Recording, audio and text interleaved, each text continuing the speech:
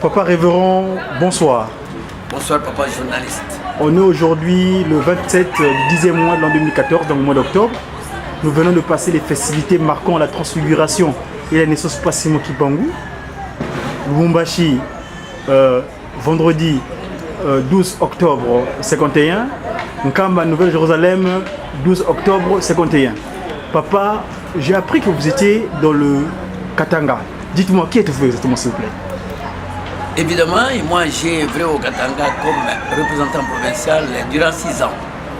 Ce n'est qu'en mai ici, 2014, que j'ai fui appelé par papa. Et il me fera donc un appel comme quoi venez maintenant gérer le département de l'éducation, culture et art de notre église. C'est ainsi que je suis venu au mois de mai. Nous nous sommes retrouvés avec tous les coordonnateurs provinciaux des SCK qui étaient concentrés en Kamba, comme c'est la date qui a été dédiée à l'enseignement.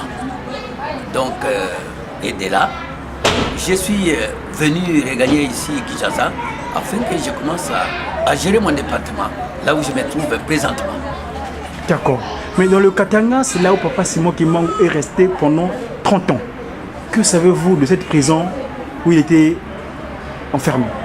Merci, papa journaliste, la question est vraiment pertinente. Papa Simon Kimbangu a fait 30 ans au Katanga, c'est sûr. Il a fait 30 ans au Katanga. Eh bien, quand il a été emprisonné, il n'a pas accepté d'aller ailleurs. Il avait accepté tout simplement qu'il parte au Katanga. Et c'était chose dite, chose faite. Il est arrivé au Katanga et là-bas, il a été mis au cachot. Il avait connu d'abord le premier cachot. Celui qui portait le numéro 87, qui correspondait au numéro de la parcelle de Papa Foualongo Diangenda Mongoto. D'abord, c'est quelque chose qui doit donner une impression à tout Kimbanguiste qui suit bien l'histoire. Et après, là, il n'avait fait que 7 jours seulement. Les colonisateurs ont trouvé comme si la place n'était pas bien aménagée. Ils craignaient qu'ils pouvaient fuir peut-être selon leurs intentions. Alors qu'avec lui, c'était loin de là. 7 jours après, on voit maintenant le mettre dans une autre cellule. Cette cellule-là, c'est là où il fera maintenant 20 ans. 20 ans. Eh bien, c'est-à-dire, nous disons 20 ans, cette cellule plus 7 jours. Et là, ça fait 20 ans. Parce que ça se trouve presque au même endroit. Alors 20 ans. Et dans cette cellule, il a fait quelque chose. Pourquoi est-ce qu'on l'avait mis dans cette cellule-là où il a fait 20 ans? C'est parce qu'on avait constaté que d'abord, dans cette cellule, était détenu un fou. Les citoyens Mwambaka Foutoué. Les citoyens Mwambaka Foutoué avaient un os plein. Un os plein, 0 pigné. Toutefois qu'il donnait un coup de poing à un autre, il devait succomber. Et il tuait même. Il tuait même. D'autant plus que la prison avait aussi l'habitude de pendre les gens qu'on trouvait avec des graves fautes. Il arrivait parfois, au lieu de pendre, on dit non, il ne faut pas le pendre, allez le mettre là où il y a son frère là, demain il va déjà l'achever. Exactement. On vous met ensemble avec Mwambaka Foutoué, c'était comme un lion. Et demain on vous trouve déjà étranglé.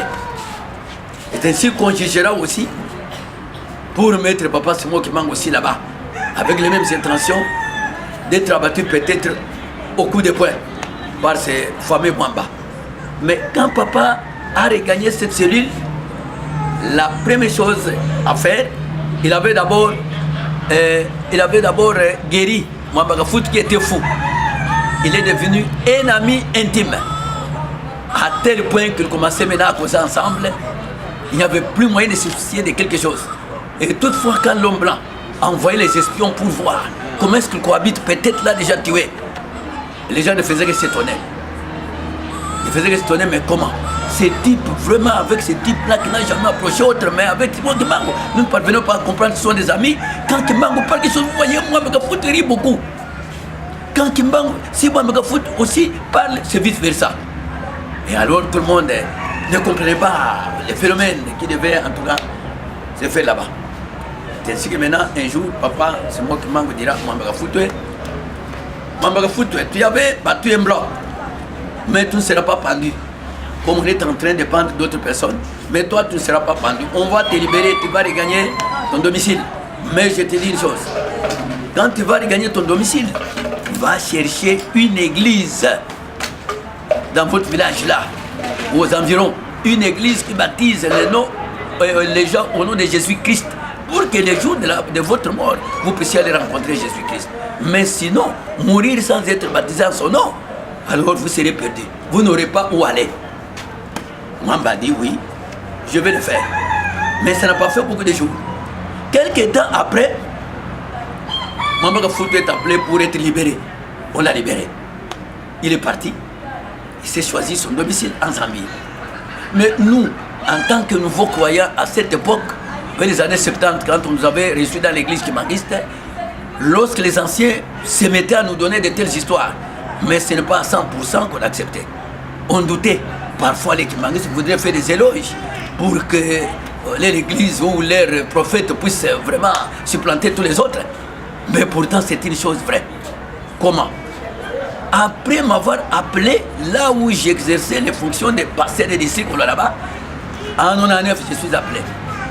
Papa, son éminence, Dianougana Kangan, signera une note, une décision qui me fait partie de là, pour venir le marché en tant que secrétaire provincial. Alors, avec mon représentant de l'époque, arrivé en 2000, le gouverneur de cette époque-là avait organisé une réunion au cours de laquelle il aimerait associer tous les responsables des églises qui habitent le Lubumbashi. C'est ainsi que mon représentant m'avait pris, nous sommes partis avec lui. Après la réunion, on devait rentrer. Arrivé à un certain point, au milieu de la ville, nous avons rencontré un type qui devait crier maintenant à papa représentant. Papa représentant. Mais moi, je vous avais dit que réunissez bien, rassemblez les fidèles qui manquent. J'ai un témoignage à leur tenir qui va leur donner vraiment une grande force dans leur foi. Mais vous ne le faites pas. Moi, je suis un Zambien, moi qui vous parle. Mais nous avons été ensemble avec Mwamba Kafoutou, nous habitions ensemble. Mwamba Kafoutou était mort. Lorsqu'il était mort, tous nous sommes rassemblés comme il est de la coutume africaine pour aller commencer déjà à regretter cette mort inopinée comme ça, cette mort subite. Eh bien, arrivé maintenant à un certain moment, à des heures tardives, mais moi, je me suis réveillé. Et puis, il nous a posé la question de savoir pourquoi tout ce monde, pourquoi tout ce monde dans ma parcelle. On lui a dit que vous étiez mort. Moi, je m'a dit, mais comment? Moi, j'étais mort. Je voudrais vous dire alors là où j'étais. J'étais dans un paysage tout à fait beau, très beau. Et quelque part, vraiment retentissait une mélodie formidable de la fanfare. Et je courais très vite parce que la route était ouverte. Je courais très vite pour aller arriver là où il y a le bonheur. Et quand je courais, j'ai vu quelqu'un venir me rencontrer. Mais quand on s'est arrivé tout près, il m'a dit stop. Je me suis arrêté. Après, il me pose la question. Où vas-tu? Moi, je dis, mais je parle là où je vois qu'il y a le bonheur là-bas. Je vais entrer moi aussi dans ce bonheur-là. À lui de me poser encore la question. Est-ce que tu me connais? Moi, je dis, je ne te connais pas. Il a insisté, non, regarde-moi bien. Mais quand j'ai insisté à regarder, j'ai trouvé que c'était Papa Simon qui manque. Je lui ai dit, c'est toi Papa Simon qui manque? Il a dit, ok, c'est moi. Où est-ce qu'on était avec toi? Je lui ai dit carrément que nous avons vécu avec vous dans la prison d'Elisabethville, à Kassombo. Ah, c'est ça, Akidi. Je t'avais dit quelque chose. Ah, est-ce que je me rappelle encore? Non. Oui, je me rappelle une chose. Vous m'avez dit que vous, on ne va pas vous tuer dans la prison. Vous ne serez jamais pendu, vous ne serez jamais pendu. On va vous libérer. Papa lui a dit, bon, oui d'accord, je connais que ça c'était le début. Mais j'ai un message capital que je t'avais livré, à part celle-ci. Moi, on va commencer, il dit que j'ai commencé à tâtonner. Sans pour autant me rappeler encore il s'agissait de quoi. Lui-même m'a aidé. Il a dit, bon, je ne vous ai pas dit de chercher une église. Ah oui, papa, je comprends. Vous m'avez dit qu'aller chercher une église qui baptise au nom de Jésus-Christ pour que les jours de ta mort, tu puisses aller dans le royaume de Dieu. Et puis maintenant, papa, c'est moi qui me pose la question. Est-ce que tu avais cherché? Est-ce que tu t'es fait baptiser dans cette église-là? Papa, j'avais perdu de vue. Je ne me souvenais plus ainsi, papa, c'est moi qui me dira, mais comment est-ce que tu peux parvenir à ce bonheur-là? C'est impossible, allez, rentre. Mais quand il m'a fait les gestes, rentre, c'est moi qui viens de me réveiller. Vous me dites que moi j'étais mort. Non. Mais d'une manière générale, en tout cas, je n'étais pas mort. J'étais dans un pays là, c'est très beau. J'entendais vraiment une mélodie terrible. Je devrais moi aussi entrer là-bas parce que vous sentez les clameurs là-bas. Vous dites que non, il y a le bonheur, il y a la vie. Et alors, j'ai échoué parce qu'il n'a pas été baptisé au nom de Jésus. Papa m'a fait rentrer. Et voilà, papa, d'abord, l'une des histoires que nous avons enregistrées. Mais puis encore, c'est dans la prison de Gassombo, papa avait parlé de l'avenir politique. Dites-moi. L'avenir politique de ce pays. Qu'est-ce que l'on est? Évidemment, papa. C'était en 1944. En 1944, un Européen belge qui travaillait ici, alors il devait obtenir son congé. Alors, voulant rester avec le vice-gouverneur qui était au Katanga, dit-on, il était son cousin. Il a entrepris le voyage pour aller passer sa vacance là-bas. Et alors, derrière lui, il avait son domestique, papa Jean Kansumba. Jean Kansumba, un Congo d'ici. C'est son domestique, il avait jugé bien de partir avec son domestique. Mais quand ils sont arrivés là-bas, les domestiques lui ont posé aussi les problèmes. Voudriez-vous, monsieur, dire au gouverneur qu'il puisse m'autoriser afin que je puisse aller visiter mon frère Kimbangu qu'on a arrêté depuis 1921, notre frère Mukongo qu'on a amené ici au Katanga il y a des années. Alors son blanc, vous savez que les blancs sont les gens encore, peut-être on peut dire que des quel pire, ne peuvent pas refuser n'importe comment. Il a dit oui, mais il n'y a pas de problème. Alors les blancs, après avoir causé avec son frère, il a accepté. Son frère a dit, dites-lui, à partir d'aujourd'hui, pendant votre séjour ici, il est libre de 16h à 18h de se rendre à la prison de Gassombo, visiter son frère. Alors, quand Jean Kansumba a entendu ça, il était très content. Et le premier jour qu'il s'est préparé pour aller visiter ce monument, il avait son appareil photographique à la maison. Il commence à penser, est-ce que si je partais avec cet appareil photographique, va-t-on m'accepter d'entrer? Je ne crois pas. Parce que cette façon qu'on est en train de les gérer, c'est terrible. Il n'y aura pas moyen de m'accepter avec des choses comme ça. Bon, je laisse. Il a laissé. Mais il arrive à Gassombo. Une fois entré, il arrive, mon papa, pasteur Mukoko qui est là-bas, connaît déjà la place. Il arrive comme ça, à un rond-point comme ça, là, à la place où il recevait chaque fois les coups de fouet. Chaque jour, lui recevait 120 coups de fouet. Alors, Kimbangu le voit déjà. Il le cite déjà. Ah, papa Jean Kansumba. D'abord, Kansumba s'est étonné, mais il me connaît comment? Qui lui a dit son nom? Et qui lui a dit que je viendrais ici, même si on lui a dit son nom, on lui a dit mon nom. Il arrive tout près. Est-ce que tu es venu avec ton appareil photographique? Lui dit, ah, papa, je ne savais pas qu'on pouvait m'accepter avec ça. J'ai laissé, oh là là, tu devrais venir avec ça, on n'allait rien te faire. Kansumba s'est étonné d'abord de deux choses. D'abord, il ne me connaît pas. Comment a-t-il su que je m'appelle Kansumba? Et ensuite, ma pensée que j'avais à la maison d'amener mon appareil photographique et que je n'ai pas amené. Comment est-ce qu'il avait su? Vous voyez que ça a vraiment troublé papa Kansumba. À tel point qu'il pouvait quand même dire que non, ce type n'est pas le nôtre, n'est pas semblable à nous. Mais voilà, papa. C'est alors, quand il s'est approché, il dit, papa Kansumba, tu sais que dans 16 ans, ce pays va accéder à la souveraineté. Ce pays va accéder à la souveraineté. Tous ces blancs que vous voyez, ils vont rentrer chez eux. Et les Noirs, les Congolais, vont vraiment gérer leur pays eux-mêmes, comme les Européens aussi gèrent le leur chez eux. Je vous dis que le premier président sera quelqu'un qui a étudié, et bien connu, un intellectuel.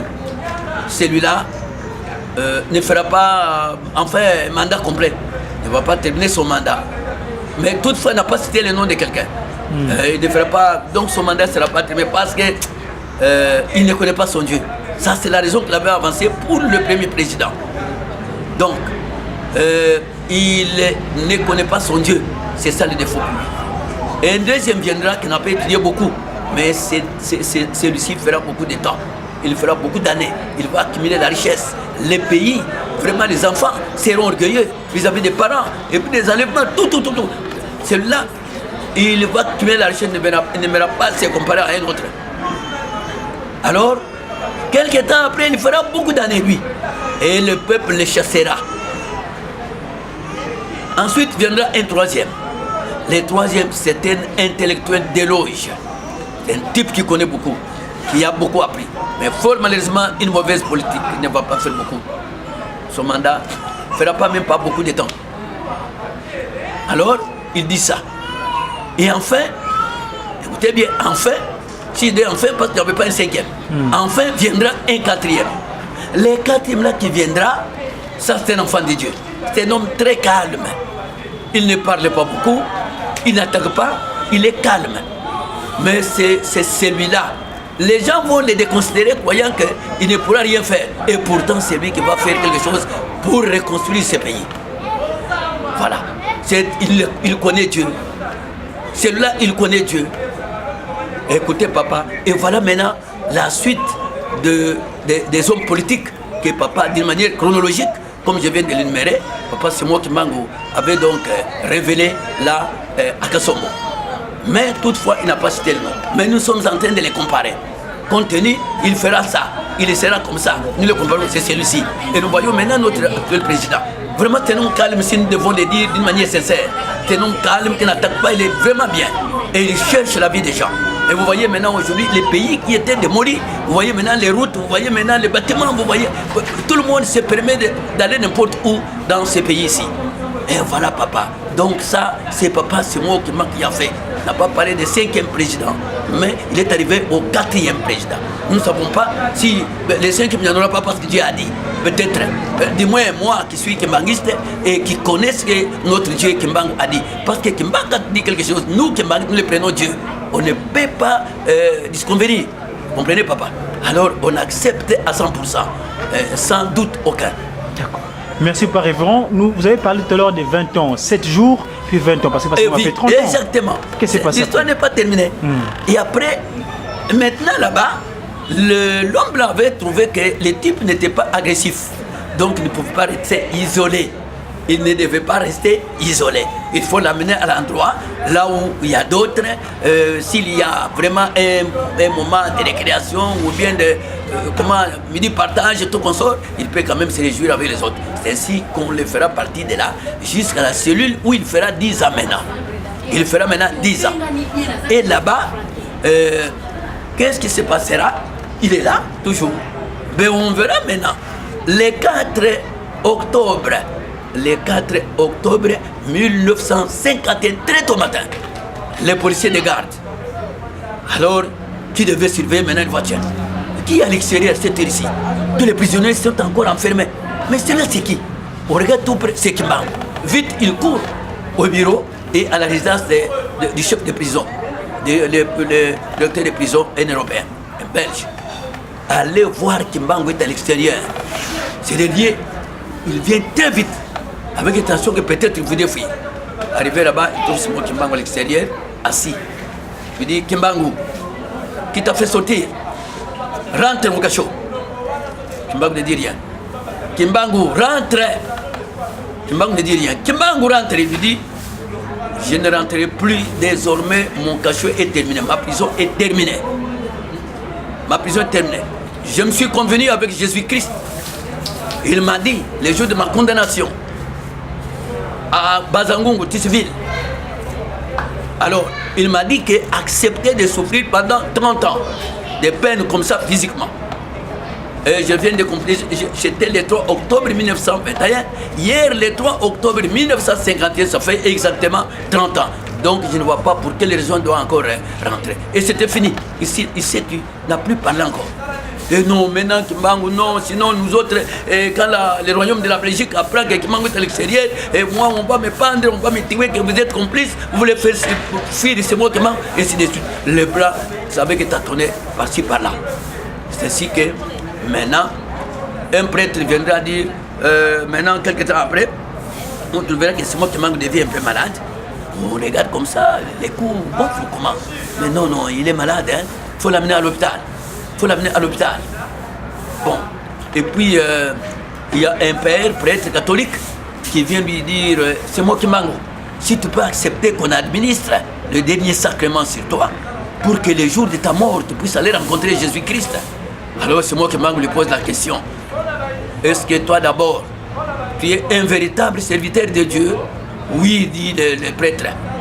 Si tu l'es vraiment, comme tu le consens toi-même, dis-moi, je vais mourir quel jour? Quel jour de la semaine? Quel mois? Quelle année? Et à quelle heure? Le prêtre s'exclame. Oh, Kimbangu, cela n'est pas possible. Personne ne peut connaître le jour de la mort de quelqu'un. Même les anges du ciel ne connaissent rien. C'est Dieu qui connaît alors, tu vois. Tu n'es pas un véritable serviteur de Dieu, sinon tu allais connaître ça. Moi-même, je connais. Et voilà. C'est ainsi que maintenant, quand on l'a amené à l'hôpital là-bas, il appellera Papa Sogobanga, qui était un soldat, je crois que c'est quelqu'un de l'Équateur. Il était soldat là-bas, il appelle Papa Sogobanga, viens. Ce que je te dis, c'est un secret, ne dites pas aux autres avant que cela ne soit réalisé. C'est-à-dire, moi, je vais mourir vendredi à 15h, le 12 octobre. Je vais rendre là. Mais ne dites pas, quand tu vas partir là-bas, on va t'acculer beaucoup avec des questions. Mais toi, tu es avec moi, qu'est-ce que tu as dit? Ne dis rien, parce qu'ils ne te feront rien. Ils ne te feront rien. D'ailleurs,